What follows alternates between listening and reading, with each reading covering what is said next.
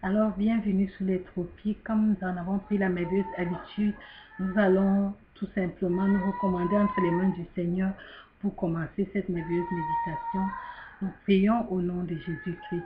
Seigneur, nous te louons et nous te rendons gloire pour ce moment que tu nous donnes de passer avec toi. Nous te supplions de prendre contrôle, de nous diriger, ô Dieu Tout-Puissant, et de glorifier ton nom. Je prie afin que tu mettes toi-même tes paroles sur ma bouche, afin que, ô Dieu, je puisse édifier quiconque m'écoutera. Donne-nous la bonne disposition du cœur, la bonne position, ô Seigneur, pouvoir recevoir cette parole et qu'elle puisse porter du fruit dans nos vies. Merci parce que tu vas le faire dans le nom de Jésus-Christ. Amen. Sois béni au nom de Jésus et une fois de plus, bienvenue sous les tropiques. En cette journée que Dieu nous accorde de vivre, j'aimerais partager avec toi un nouveau petit thème que j'ai intitulé « La corruption inconsciente ». Qu'est-ce que la corruption inconsciente? Nous allons le voir. La corruption est tout simplement une déformation, une perversion ou une dégradation de ce qui est sain ou moral. Et l'inconscient, c'est quelque chose qui a perdu la connaissance ou qui ne mesure pas les conséquences de ses actes.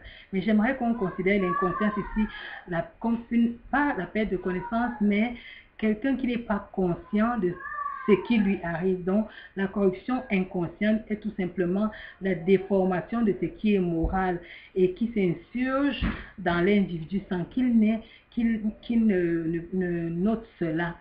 Bien. Ainsi que nous avons compris notre système de méditation, nous pourrons lire le passage que j'ai pris comme passage de base. Je l'ai tiré du livre de Proverbes dans la Bible au chapitre 22, verset 6. Il est écrit « Instruis l'enfant selon la voie qu'il doit suivre et quand il sera vieux, il ne s'en détournera pas. » Et ça, c'est un conseil qui est donné à toute personne qui voudrait que ses enfants marchent selon la crainte de Dieu. Bien. Pour pouvoir comprendre pourquoi je nous donne ce conseil et comprendre pourquoi je parle de la corruption inconsciente, nous allons considérer le comportement des enfants face à un loin de l'Éternel. Et dans le livre de 2 Rois, chapitre 2, verset 18 à 25, il est question d'Élisée qui rentrait d'une mission que lui avait confiée Dieu. Et à son retour, pendant qu'il était en train de monter la colline, au verset 23, il nous est dit, il monta de là à Bethel, et comme il cheminait à la montée, des petits enfants sortirent de la ville et se moquèrent de lui. Ils lui disaient, monte chauve, monte chauve. Il se retourna pour les regarder et il les maudit au nom de l'Éternel. Alors 2 ours sortirent de la forêt et déchirèrent 42 de ses enfants. De là, il alla sur la montagne du Carmel, d'où il retourna à Samarie. Voilà un fait vraiment, je veux dire, choquant, que nous pouvons considérer comme choquant en ce moment, parce que nous voyons un loin de l'Éternel et un ours qui dévore des petits enfants. Et c'est une scène vraiment, si nous voulons nous imaginer, la scène, c'est pas agréable du tout. Mais essayons de considérer plus profondément cet acte que nous pouvons considérer comme anodin devant Dieu et selon ses principes. La Bible nous dit que l'enfant doit respecter l'adulte et que le jeune enfant face à l'adulte doit avoir un comportement bien précis. Dans le livre d'Exode, chapitre 20, verset 12, il dit « Honore ton père et ta mère afin que tes jours se prolongent dans le pays que l'Éternel ton Dieu te donne. » Donc, de l'autre côté, nous voyons, voilà le principe que j'ai établi en ce qui concerne les enfants. Et de l'autre côté, nous voyons un homme de Dieu d'un certain âge qui vient d'une mission. En principe, dans la société, les enfants sont censés respecter les aînés, mais ces enfants vont avoir un comportement déviant. Ils vont se moquer pas seulement d'un homme simple, mais d'un homme loin de Dieu et qui était reconnu dans toute la contrée comme un prophète élu. Et à cette époque, le prophète était comme la voix de Dieu. Et ils ont bafoué cela en se moquant de lui. Une autre chose que nous devons noter, c'est qu'il avait une façon d'être, j'aimerais mieux dire ça comme ça, qui était presque particulière, c'est qu'il était chauve. Et le fait d'être chauve n'est pas une maladie. On l'a en héritage, c'est dans nos gènes. Il y a des gens qui sont chauves, il y a d'autres qui ne le sont pas. Et sur cette base, on ne peut pas se mettre à se moquer de quelqu'un simplement parce qu'il est chauve. Et plus tard, je parlerai de la moquerie et de ses conséquences dans la prédication que je ferai après celle-ci. Mais j'aimerais me concentrer sur le comportement des jeunes et sur la manière dont la déviance peut entrer. Nous pouvons nous poser la question de savoir mais comment ces enfants ont appris à se moquer des grandes personnes, parce que ces enfants qui sont des adultes sont des enfants qui sont éduqués selon les principes bibliques, selon la crainte de Dieu. Nous verrons que dans l'environnement où nous vivons, nous pouvons être influencés par le comportement des personnes qui nous entourent. Et si ces enfants-là ont été influencés par des personnes qui avaient l'habitude de se moquer, que ce soit leurs parents, que ce soit leurs amis, que ce soit des personnes de leur entourage qui se moquent des gens, alors ces enfants vont immédiatement appliquer cela, ils vont trouver cela normal dans leur manière d'agir. Donc, et cette intoxication inconsciente d'un comportement déviant par rapport aux principes qu'ils ont reçus va causer la mort de ces enfants dans ce contexte. Si nous laissons le contexte, par exemple, d'Élysée, que nous venons dans notre, nous transposons dans notre contexte actuellement, nous verrons que la corruption va plus loin. Peut-être là, dans le cadre d'Élysée, ce sont juste peut-être des mauvaises influences qui ont conduit ces enfants à une déviance comportementale. Actuellement, nous rendons compte que la corruption n'est pas seulement au niveau de l'influence, parce que les influences sont autres. Nous verrons par exemple la télévision ou à l'école où il est introduit des petites notions comme l'acceptation des choses qui sont morales. En principe, à l'école, on enseignait la morale, la manière de se conduire dans la société pour ne pas avoir des comportements de déviance. Mais on se rend compte de plus en plus que les comportements plutôt qui sont enseignés à l'école, dans les leçons, à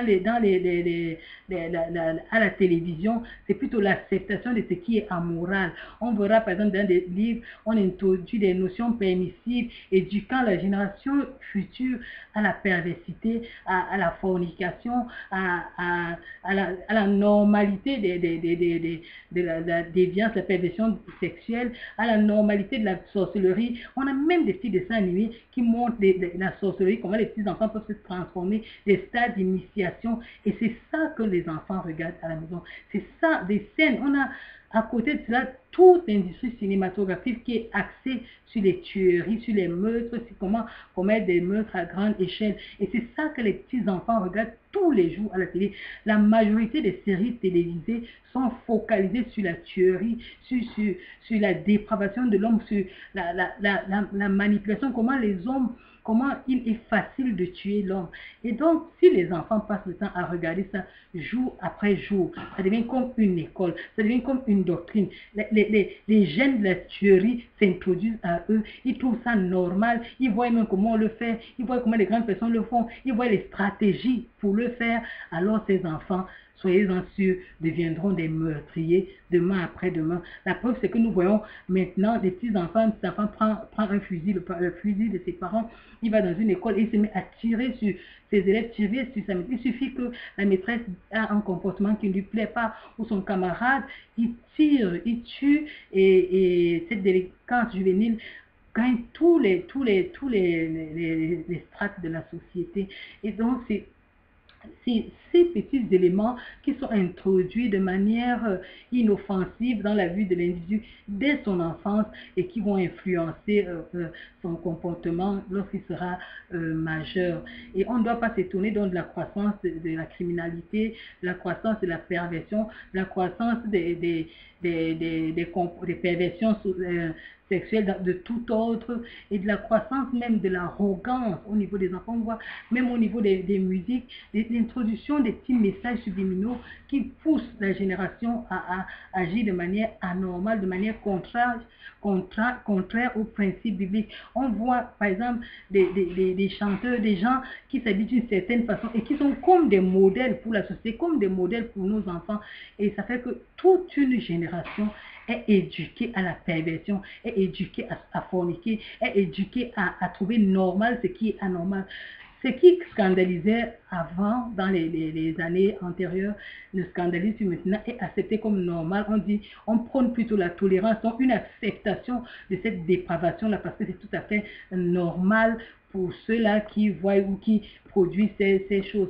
Ce que nous devons savoir, c'est que derrière toutes ces choses se trouve un esprit, et un esprit malin qui introduit ces notions-là dans tous les domaines de la société, afin que toute la création soit pervertie et que le message de Dieu, le message de Dieu ne puisse plus passer. Qu'est-ce que nous dit la parole de Dieu par rapport à cela? Dans 2 Timothée au chapitre 3, à partir du verset 1, il est écrit que sache que dans les derniers jours, il y aura des temps difficiles, car les hommes seront égoïstes, amis de l'argent, fanfarons, hautains, blasphémateurs, rebelles, et leurs parents ingrats, rebelles à leurs parents, ingrats, irréligieux, insensibles, déloyaux, calomniateurs, intempérants, cruels, ennemis des gens de bien, traîtres, emportés, enflés d'orgueil, aimant le plaisir plus que Dieu, ayant l'apparence de la piété, mais reniant ce qui en fait la force. Éloigne-toi de ces hommes-là. Il y en a parmi eux qui s'introduisent dans les maisons et qui captivent des femmes d'un esprit faible et borné, chargées de péché, agitées par des passions de toute espèce, apprenant toujours et ne pouvant jamais arriver à la connaissance de la vérité. Voilà, je vais m'arrêter là dans la lecture de ce passage. Je veux tout simplement nous dire que nous sommes dans une société qui se pervertit de plus en plus et que le message de la perversion est introduit d'une manière subtile dans nos vies. Nous devons donc faire très attention à ce que nous faisons regarder à nos enfants, à ce que nous-mêmes nous regardons et au message derrière tout ce que nous regardons, tout ce que nous approchons, tous les comportements que nous adoptons. Est-ce qu'ils honorent Dieu ou pas? Est-ce que c'est ce que Dieu nous recommande? Est-ce que c'est ce qu'il faut? Qu'est-ce que la Bible dit par rapport à ces choses? Nous arrivons à un stade où il est important d'interroger tout ce que nous faisons et de chercher à savoir qu'est-ce que la Bible dit par rapport à tout ce que nous faisons afin de ne pas dévier. Nous avons au moins la grâce qu'en ce moment, nous avons l'Esprit de Dieu, le Saint-Esprit qui peut nous conduire dans la vérité. Pourquoi pas invoquer Dieu, interroger Dieu par rapport à ces choses qui se passent dans notre société et que nous n'arrivons pas à saisir et qui sont comme des calamités, des choses qui nous mènent à la perdition. Parce que le péché, certes, il est agressif, mais il y a des façons de faire maintenant qui sont plutôt, on introduit dans l'âme, on introduit dans ton subconscient des choses qui vont se manifester après. C'est comme des bombes à retardement. Voilà ce dont je voulais nous parler. Voilà le petit avertissement que je voulais nous donner au travers de cette méditation. Voici le moment où moi et toi nous devons nous asseoir sous l'arbre de la sagesse pour nous interroger. Qu'est-ce que je regarde? Qu'est-ce que ça m'apporte? Qu'est-ce que je fais voir à mes enfants? Où je conduis mes enfants? Qu'est-ce qu'ils y font? Qui fréquentent-ils? Pas dans un esprit de panique ou de rejeter l'autre, mais de sélectionner afin de préserver l'esprit de nos enfants, afin de préserver notre propre esprit et afin de garder la bonne moralité, la parole de Dieu en nous, afin qu'elle porte du fruit. Puisque ces choses sont venues à nous, on les a rendues disponibles afin que nous puissions y avoir accès et nous pervertir. À nous de savoir trier maintenant afin que cela ne nous fasse pas perdre notre salut. Ok, voilà ce que je voulais te dire. Sache que la corruption inconsciente existe. À toi de veiller sur tes pas, veiller sur la parole de Dieu, veiller afin de ne pas ingurgiter n'importe qui. Au nom de la religion, on te pousse à faire n'importe quoi. Au nom de la société ou bien de l'éducation ou bien de l'instruction, on te fait apprendre n'importe quoi. Il faut savoir prendre position par rapport à cela et prier parce que l'Esprit de Dieu est capable de te préserver dans cette génération perverse afin que tu ne puisses pas te corrompre. Veillez sur tes pas, veillez sur ce que tu lis, veillez sur ce que tu regardes, veillez avec les gens avec lesquels tu marches, comment ils se comportent.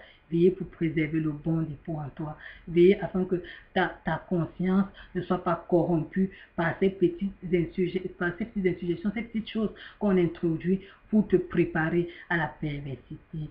Sois béni au nom de Jésus-Christ et que Dieu nous préserve dans sa grâce et dans son amour. Nous allons prier. Père, voilà en quelques mots le message que tu m'as donné. Je l'ai retransmis à tes enfants. Je prie afin que, oh Dieu Tout-Puissant, il soit une alerte dans mon âme, dans l'âme de mon frère et de ma soeur, de quiconque m'écoutera, afin que nous ne puissions pas nous pervertir, mais que maintenant que nous savons que toutes ces choses peuvent être manipulées, que derrière il y a une force, Seigneur, que nous puissions être préservés et être en alerte et ne pas ingurgiter n'importe quoi, mais oh Dieu Tout-Puissant, préserver le bon dépôt qui est toi, préserver la parole qui est toi et être assidu et à ta parole et méditer ta parole. Merci parce que tu le fais pour chacun d'entre nous. Au nom de Jésus-Christ, j'ai prié. Amen. Sois béni au nom de Jésus-Christ.